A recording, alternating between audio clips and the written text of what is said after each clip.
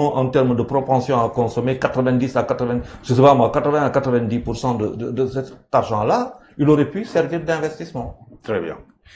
Alors, Dainawar, Yousfa, je rappelle que tu as écrit un livre, Bohamantani, question Uniwahni a soulevé aussi, nous dit la situation dans nos universités de façon générale. Surtout les mêmes préoccupations ils ont traité dans livre bien la vraie situation par rapport à ça et au long suggéré et surtout en termes de solutions parce que je pense qu'il y va exactement de ça aujourd'hui. C'est à partir de ce moment comment maintenant trouver des solutions et structurelles yo xamanteni lu melni dinañ ko mëna jëlé ci réew mi. Je pense que la question a été bien posée par grand Charles, bien modélisée, avec l'exemple du professeur à qui il signait pour décaissement et tout. Moi, je me dis que c'est très bien posé. Maintenant, face à un problème, deux options, comme l'a dit le ministre de l'Énergie tout récemment. Monnaie structurelle ou conjoncturelle. Si c'est conjoncturel, comme il a dit, il y a le khaj dougal, moudier, dewen mouniwat. Et structurel la wara donne. Mais à la base nous fan lañ fossé et c'est même pas Pastef, c'est depuis le début.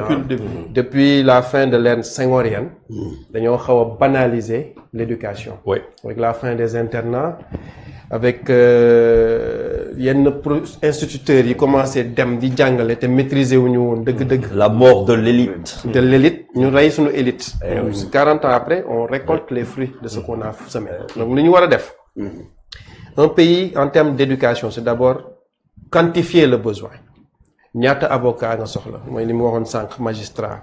Ñaata homme de droit nga soxla. Ñaata policier, ñaata gendarme. Est-ce qu'il y a un conflit qu'on peut engager dans la sous-région? Je dis ça par hasard. Ou bien on doit lutter contre le djihadisme. Il faut quantifier le besoin de l'armée. Dama wara dawal sama industrie. Sonko dit ou Atepa dit les nouvelles routes de l'acier, paraphraser les routes de la soie. Donc il faut que nous ayons un partenariat bilatéral avec la Sierra Leone, la Guinée pour le bauxite. Qu'est-ce qu'il faut faire? Il faut une industrie. Industrie, il faut l'être ouvrier, ouvrier professionnel qualifié, ouvrier spécialisé, l'être technicien, l'être ingénieur, avec des métiers qui doivent accompagner. Donc la commercialisation, parce que c'est une chaîne. Même la sécurité. La sécurité. Donc yoy yeb dañ koy quantifier né man sama décret li la soxla ci éducation bi. Nga xol filière yi. Ñun on ne calcule pas la rentabilité de l'étudiant sénégalais. Depuis bu mu nekké xalé ba muy dem université, école publique surtout ñu ngi koy fayal diko subventionner. Ba lolu mo ngi jël ay bourses. Après il se retrouve au chômage. On a perdu l'argent. Ce qu'on doit faire moy buñ ko quantifier ba paré ñu xamné ñun suñu cursus ak suñu curricula dañ ko wara réformer. Mo don deuxième assise suma djumul. Oui. Mais conclusion est-ce qu'ils ont pris les bonnes décisions et est-ce que commencé nañ ko dougal sur l'agenda national de transformation, sur le référentiel des nouvelles politiques publiques, sur aussi la SND, la stratégie nationale de développement. Parce que ci bir bo xolé budgétisation bi éducation bari wulu fi dé 11% la ci am je pense bien. Oui. Alors que Mandela a dit lu mu waxone. Si vous pensez que l'éducation coûte cher, essayez la médiocrité. Donc médiocrité bobu nak mom lañ commencé récolter. Donc ñun dañ wara défat une réévaluation du besoin. Ñu xam ñaata technicien, ingénieur, homme de droit, commerçant, comptable, etc. buñ ko défé ba paré, ñu xol cursus est-ce que mën ñu ko raccourcir? Parce que jang ba dem université am entre 25 30 ans pour génn. Généralement c'est comme ça. Ñu gëna jeune, prématuré, c'est entre les 22 ans vers les 27 ans. Donc xaar nit ki à 15 ans normalement commencé na âge actif. Wara mëna apporter du PIB à son pays, wara apporter de la valeur ajoutée à son pays, ñu xaar ba 25 ans ñuy dem ba paré après du chômer, on a perdu. Donc ce qu'on doit faire, c'est qu'à partir du BFM, parce que l'enseignement général dafa am fu mu yem. Après il faut spécialiser nit ñi. Nga xamné buñ défé 5 ans, ils peuvent avoir une aptitude professionnelle wala ben compétence wala ay connaissances yo xamné absolument mën nañ ci exercer un métier. Ça doit être orienté métier. L'Allemagne je pense que non lañuy xawa def. Motax c'est PME PMI am doolé. C'est un pays d'ouvriers. Dëkk boko bëggé tabax comme la Chine, la Turquie, l'Allemagne, faut nga may ouvrier. Donc nañu xol nous réorienter le besoin, casser ce système-là. Ce sera dur, mais vous faites que le plan, le projet, comme il a dit, est bien expliqué. Nous savons où nous sommes. Je pense que tout le monde va accepter. tout le monde va accepter. Maintenant, le problème, c'est l'argent, comme l'a souligné Grand Charles, et c'est très bien expliqué. L'argent, maintenant, comme il a dit, l'université vit essentiellement de subventions de l'État. Vous demee Harvard, les instituts de la Ivy League, Harvard, Yale, Princeton, etc. ñoom boo xoolee dañuy am une grande part boo xam ne c'est des subventions de l'État, c'est 30%, su ma juumul ba 27%. Il y a les grandes entreprises. Tout à fait. Silicon Valley. ñoom ñëpp dañuy dugal seen xaalis. Donc les entreprises dañoo war a dugal seen xaalis, que ce soit sous contrainte responsabilité sociétale d'entreprise, wala que ce soit carrément par le bon vouloir. beneen bi mooy les alumni ñi nga xam ne ñoom ñoo jóge ci école boobu noonu. Les associations doivent se réunir et se dire man je viens du lycée technique industriel de la Fosse. Non, il faut qu'on fasse quelque chose pour notre école. ñu def ay cotisations di jox comme ça au moins ba pare di suivre les dépenses parce qu'on ne donne pas comme ça. mu am traçabilité ñu siéger ci conseil d'administration et tout. C'est comme ça que ça doit marcher. Donc ba pare beneen idée bi mooy bu fekkoon ne lu ma wax quantifier nañ le besoin ba nga xam ne au niveau de l'enseignement supérieur il y a que des métiers professionnalisants mais ñooñu noonu mën nañ monter ce qu'on appelle les junior entreprises. di prester parce que à partir de là tu commences à maîtriser un métier à partir de 2 ans tu es presque technicien. bu dee une petite des nids de poule. Au niveau de l'axe par exemple je dis n'importe quoi Gossas Fatick. ñi nga xam ne ñoo jàngee Fatick. une école polytechnique ou bien une école de technicien. mën nañ am marché bi ñu jox leen ko les petits marchés encadrés par le code des marchés publics ñoom ñuy def loolu. ñoom ñooy am mën a soumettre ñu mën a def loolu mu indi xaalis. après maintenant la ventilation. des recettes ñu xool nu ñu koy defee. entre l'école l'administration, les élèves, etc. C'est une idée pour faire rentrer de l'argent. Création de richesse. La recherche et le développement. Oui. Parce que bon, les Harvard, Yale, la moo tax ñuy am xaalis. C'est parce qu'ils sont tout le temps en train de découvrir des choses. Le MIT, Massachusetts Institute of Technology.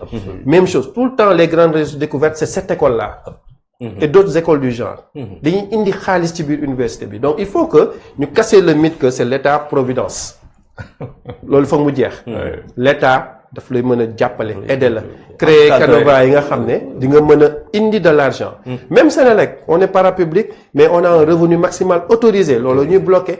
am na ay temps yoo xam ne il y avait Cheikh Tidiane Mbaye qui avait rejoint le conseil d'administration il était dit je sais pas si c'est vrai que c'était pour voir la possibilité que Sénélec de la Sonatel. Sénélec mu commencé nekk un opérateur téléphonique. Ne serait-ce que pour nos auxiliaires en interne. Nous, on a besoin on a des fibres, on a le tétra, on a d'autres, il y a le transporteur ligne pour l'autoconsommation dans un premier temps. Mais dans un second temps, on doit pouvoir faire la commercialisation. Très bien. Ba pare ñu déplafonner le revenu, ça nous permet nous subventions yi mën na am ñu wàññi ko wala ñu éliminer ko. Très bien. Boobaa benn bailleur du fi nekk di la poñe naan la non wàññi la subvention pour Sénélec.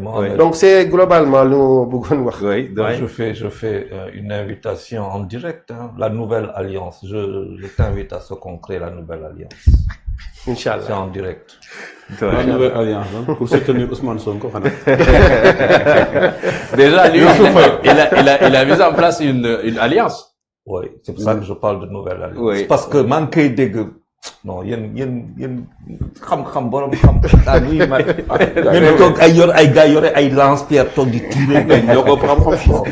Très bien. Comment ça? am na xam-xam nag mais ñoo ko xam-xam. Non, nouvelle alliance. Nouvelle alliance. Deuxième bi xoolal Mbani. Mbaanan. Hein? Nouvelle alliance.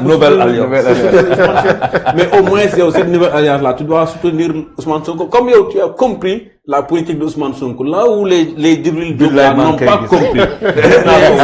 Mais il faut jouer ce rôle de catalyseur-là et de tampon entre Ousmane Sonko et ces gens-là, les récupérer, qu'on puisse travailler le pays. Loolu laa wax la nouvelle alliance. À votre âge-là, vous devez tout faire pour que tey jii li nga dese. li nga waxal machallah. yaa may cap machallah li nga am ci expérience. nga utiliser ko. waaw à ce que mu jëriñ réew mi. mais boo demee ci opposition doo jëriñ dara. non man da nga war a jëriñ réew mi grand Charles waxoon naa la ko fii suñu benn émission. yow ak maître Dieng. vous avez des capacités à générer des réflexions yoo xam ne dafa extraordinaire.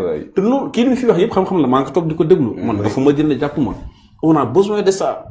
mais pourquoi bëgg taxaw ci beneen côté bi di tirer. Non, c'est là où je ne suis pas. C'est là où je ne suis pas. de position. D'accord, non, maa ngi mën a prise par exemple. si yow laay ñëw ça parce que fi nga nekk dafa baax quand même. Non mais Doyen Charles c'est un journaliste, il n'a pas de position, il n'a pas aussi de parti pris. Man fu may voter man rek la concerne. mais fi nga taxaw noonu. fii Sénégal ñëpp am fuy far. C'est ça quoi. ñun dañoo bëgg mu ñëw far ak ñun pour ñu defar réew.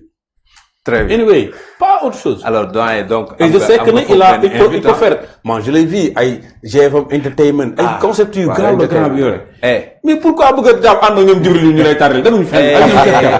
demuñu fenn. Samuel merci da nga fàtte lu dafa fàtte lu am solo non mais sérieux parce que quand il dit que Doyen Charles am na lu mu leen mën a apporter je tiens à le dire fii nii dama dem assemblée mais honnêtement suñu député yi war nañ leen former en prise de parole en public.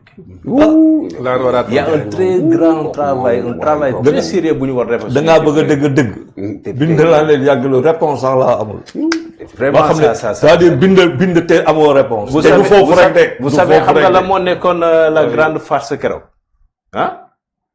Il n'arrive pas à dissocier le CNRA du ministère de la Communication. Mais considérant que le CNRA fait partie du ministère de la Communication et que le CNRA maanaam CNRA benn entité la maanaam bu ñu jàpp ni que ni ministère bi moo ko yilif. Ils disent au ministre que da nga war a dissoudre CNRA. le CNRA même ki nekk CNRA non côté boobu moom. C'est une autorité indépendante. nit ku nekk. yaa war a financer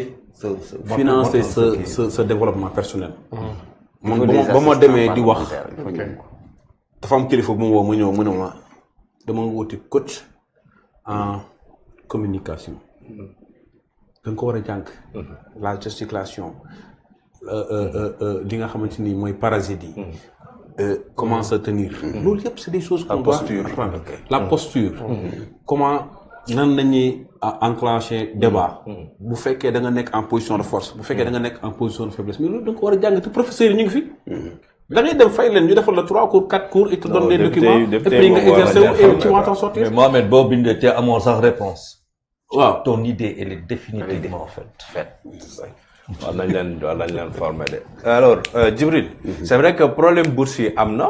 mais nag dafa mel ni ki moom mooy bi gën a fës parce que derrière tout ça aussi il y a des promesses. li Doyen Charles doon fàttali léegi. et quand on parle de promesses surtout ci wàllu bourse yi mënuñu occulter le fait que ni y a la politique derrière tout ça. parce que université aussi itam dafa dem ba mujj gi finalement mu nekk benn espace boo xamante ni les clans politiques dañ fa am doole trop.